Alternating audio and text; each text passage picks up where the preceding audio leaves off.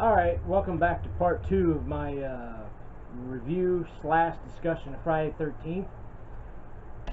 Well, we left off where Annie was killed in the woods, and we go into the scene where Jack and Marcy and Ned are driving in a red truck. They go down, they're playing this weird ass country music as they drive down to get to the Camp Crystal Lake. They show up at Camp Crystal Lake, get out of the car, and they run into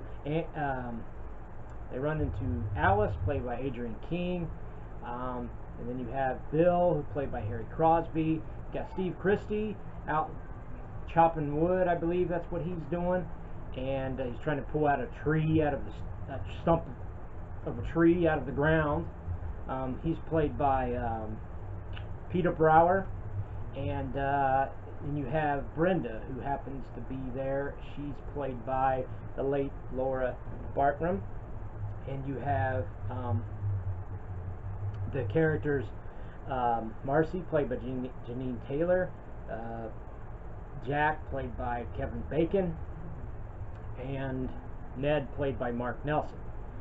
They all show up into the camp, they introduce themselves, and it's a pretty interesting way of introducing each character as they come into the Camp Crystal Lake. You see a little love interest kind of thing as when Alice is talking to Steve Christy, she's trying to fix up a roof from the cabin, getting this camp set up, and she had drawn pictures of the people that kind of like that you actually see a lot more in the beginning of Friday the 13th 2, and yeah, he kind of has a thing for her. And then you have they're all at the camp. They're all trying to get things all set up, and they go into the main cabin, right? They go in the main cabin, and they run into Crazy Ralph, who happens to be stuck in the closet. But prior to this scene,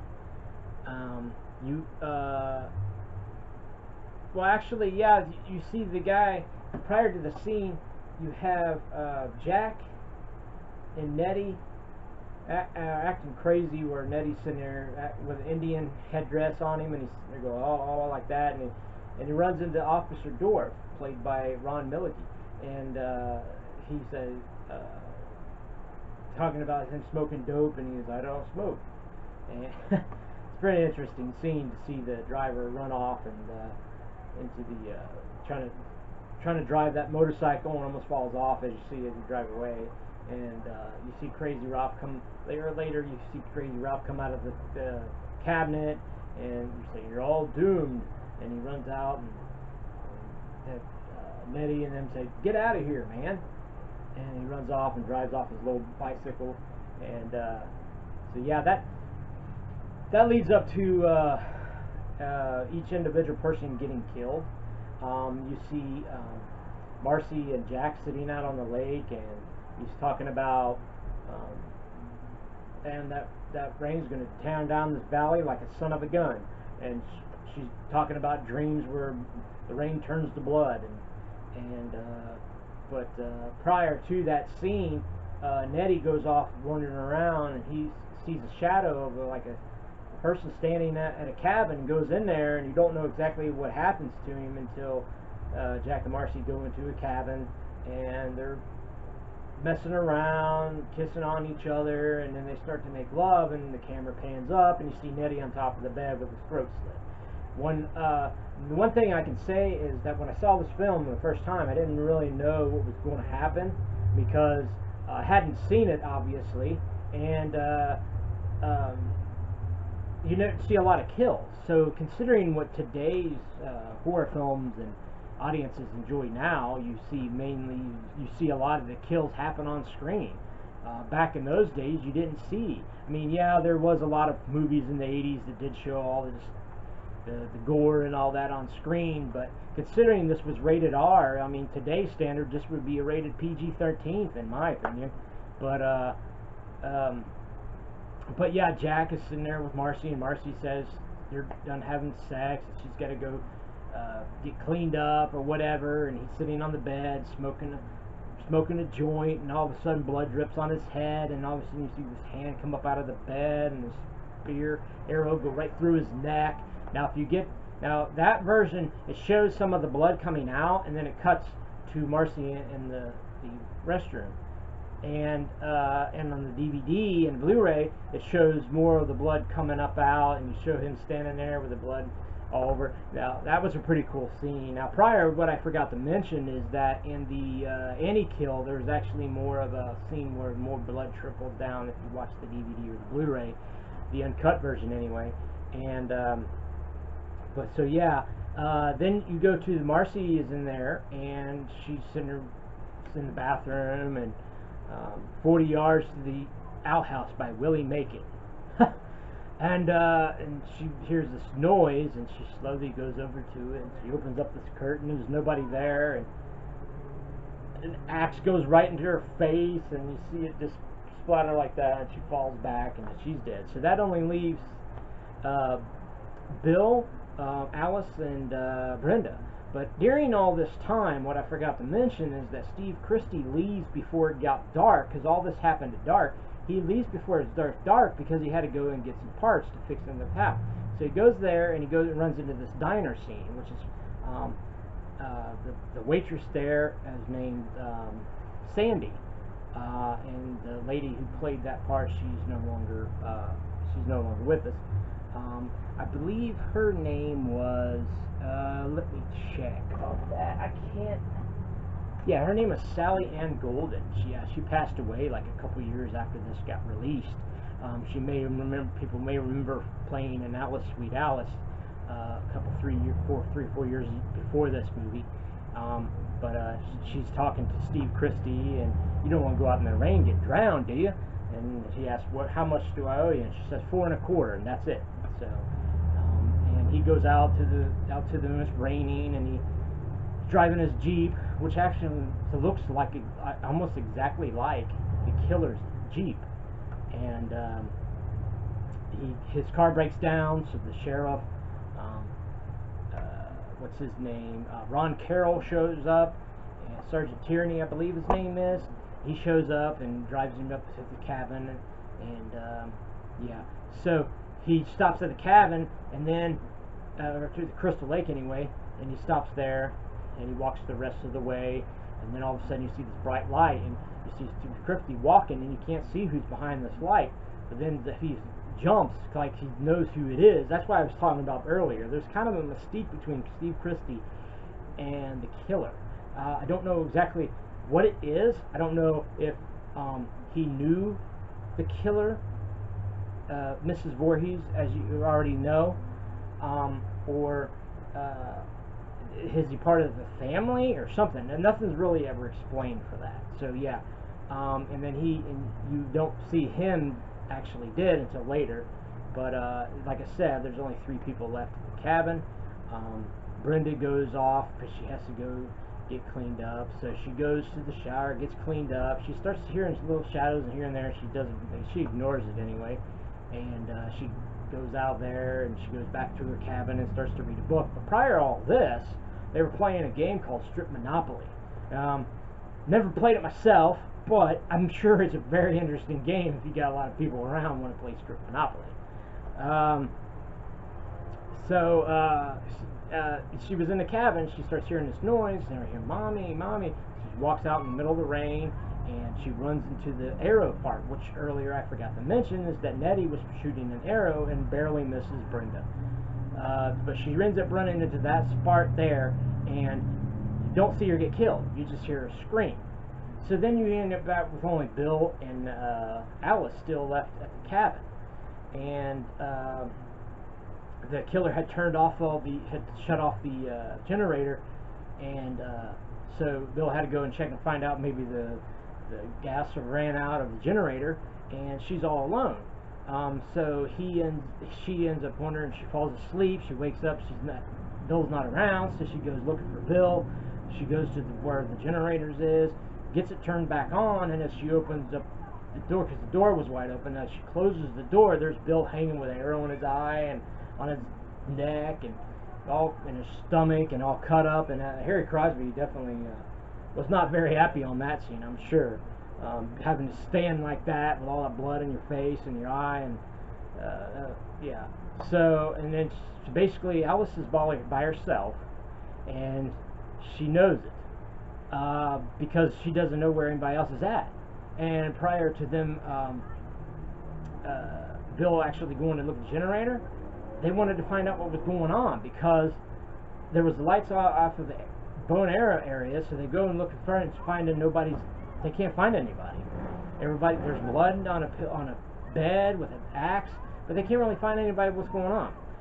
So, you know, I mean, she realizes that she's pretty much alone.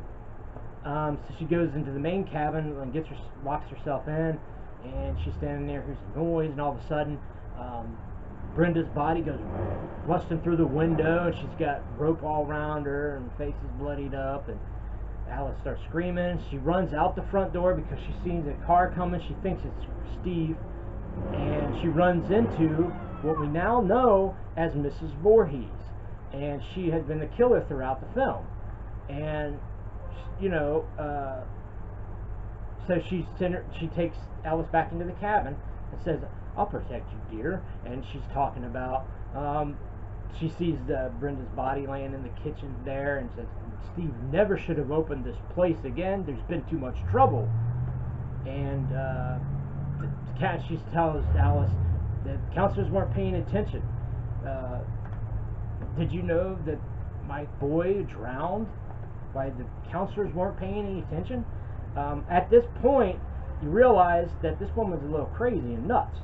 So she doesn't quite understand who she is. So when she starts to go after her, she hits her, knocks her out, runs out the front door, and she goes and she sees some of the dead bodies. She goes in the truck where Annie's all cut up, and then she sees, when she runs out, she sees Steve hanging upside down, and she runs off into the woods. So, and then you start seeing Mrs. Voorhees, played by the late Betsy Palmer, I forgot to mention that, saying, "Help me, Mommy, help me. Kill her, Mommy, kill her." And so she's running through the woods. She hides behind these little, like, raft, like, big, gigantic things behind, like, when you see the sun, like, not the sun, but the moon up in the shadow, and you see down here, and Mrs. Voorhees runs away. I thought great cinematography for that. I really like that by the late Barry. What was his name? Barry Abrams, I believe his name was. I could be mistaken on that, but yeah, he passed away too.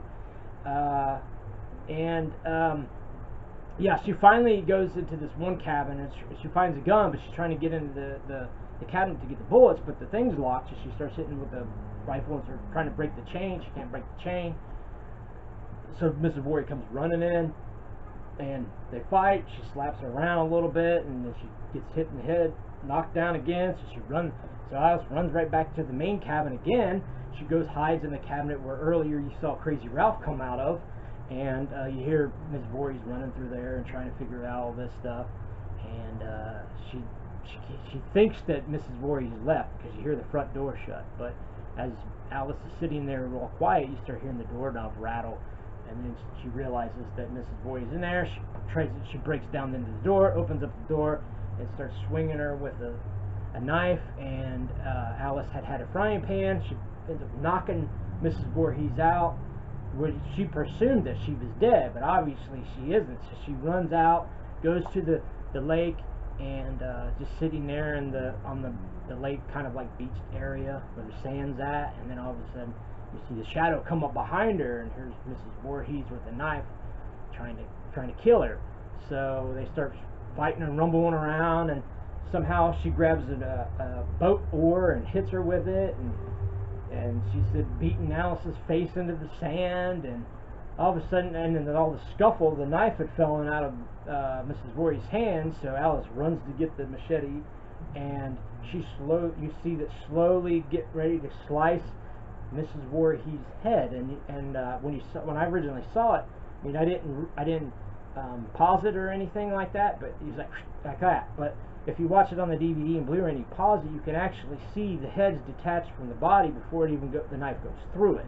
And not only that, but when the scenes come down, it's one of Tom Savini's makeup assistants, all his hairy knuckles and stuff. But yeah, so basically, after I saw all that at this point, I'm thinking, okay, this has to be the end, right? Okay, so she gets into the cabin and it starts playing this like soft music or whatever, and it's over, and it starts to get to morning, and you see the cops coming up over there yelling, but you can't hear them talk. They're yelling. You can see that they're yelling, and Alice wakes up, and all of a sudden Jason comes jumping out of the lake, which at this point you heard Jason's like voice, and you see little shadows of Jason drowning in the water early in the film, but you never actually see Jason at all other than that. And he comes jumping out of the lake and grabs Alice and pulls her into the canoe. And then I thought that was the end. Well, no, it fades to white, and she's in the hospital, and she's sitting there talking to Sergeant Tierney, and he's saying, and she goes, well, and he's telling her that everybody's dead, you're the only one alive, and she goes, well, what about the boy? And he goes, ma'am, we didn't find any boy. So she thinks it's all a dream. And so it definitely, after that leads up into the sequel, Friday the 13th Part 2, which was released 1 year later, 1981. And that'll be for review for another time, the other parts of the series. But this is going to be the end of Part 2. Now the third part is, I'm going to give you my rating, what I liked about it, what I disliked about it, how I feel about it today, knowing that what I saw originally 27 years ago, and this is 27 years later. That will be the Part 3. Now that I will upload that tomorrow. So so I hope you enjoyed the first two parts that I've done today. If you have, give it a thumbs up. If you don't, give it a thumbs up. And I hope you enjoy, and thank you for subscribing. But before I go, all I can say is it's been an honor to be here on YouTube and to have 126, 127 subscribers, and I hope to have 100 more. But anyway, I'll catch you on Part 3 tomorrow.